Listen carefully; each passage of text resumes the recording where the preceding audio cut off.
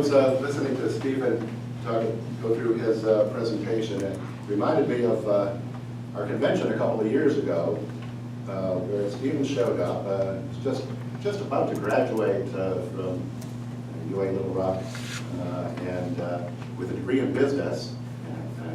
Immediately jumped on that since I was treasurer and wanted to get rid of the job. How would you like to be treasurer? And he was like, well, I guess I would try, pretty much. And he's just done a tremendous job, as I mentioned before. He managed to make us FEC compliant. He's kept the books. He managed to sort through the massive spreadsheets that I bequeathed him as the former treasurer, and has done a fabulous job. And with our big growth was especially a challenging job this year too. What was it? Our big growth financially this year. Yes. He's handled it like a champ. There was more to keep track of.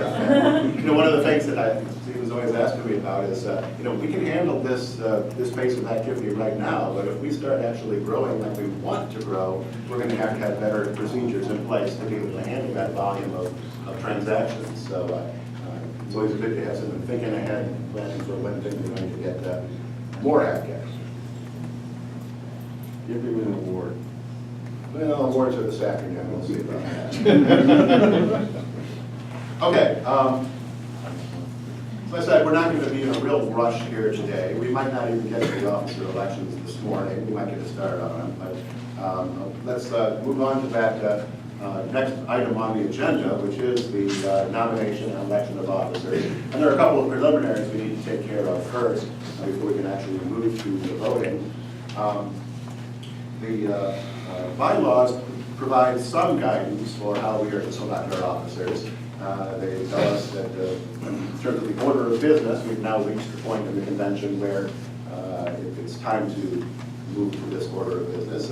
Nomination and election of state party officers is item G on the official bylaws agenda. Then we move into district caucuses, where district representatives and executive committee are selected, etc. As far as voting procedures go, the only clause in the bylaws that gives us any guidance is to say that elections must be held by secret ballot when there is a contested race for party office and other things. So that doesn't really give us a clear procedure for handling elections. What we've done in the past is oh,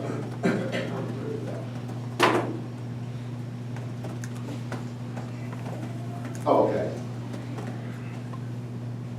Yeah, we got both up there. Separate.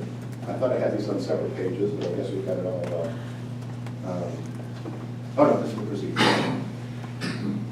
Too many words on my slides. I can't keep track of where I am. Okay. This is what we've used in the past to select, particularly nominees for public office. An order of voting will go chair, vice chair, secretary, treasurer. We'll have the district caucuses then, where the 4 representatives of the 4 districts will be selected to the executive committee. We also have 1 at-large representative, and the bylaws aren't clear on when we're supposed to elect that officer, but I'd like to do that after the district caucuses. So if in the district caucuses there's more than 1 person who really wants to get involved, there's another opportunity to get involved in the executive committee as an at-large representative. If we've got too many people from 1 district wanting to participate. So we'll leave that until last. The voting procedures, when there are contested nominations, that is, if there's more than 1 person for the office, then we will have a secret ballot as specified by the bylaws. NOTA, none of the above, is always on the ballot. So in any voting, if 1 person gets a majority, or NOTA for that matter, gets a majority of the votes, that person is elected. If no majority, then the person with the lowest vote is dropped, and we vote again with the remaining candidates plus none of the above. If none of the above wins, then we just move on, and that office goes unfilled for the time being. Now, the one thing that we've done to modify a little bit the bylaws, just in the interest of expediency, just to get through this process, is if there is an uncontested nomination, if there's only 1 person being nominated for an office, the vote will be for that 1 person versus none of the above.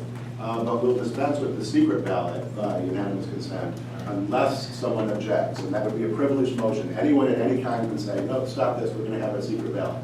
For whatever reason you want, because the bylaws do say that that's what we should do during contested elections.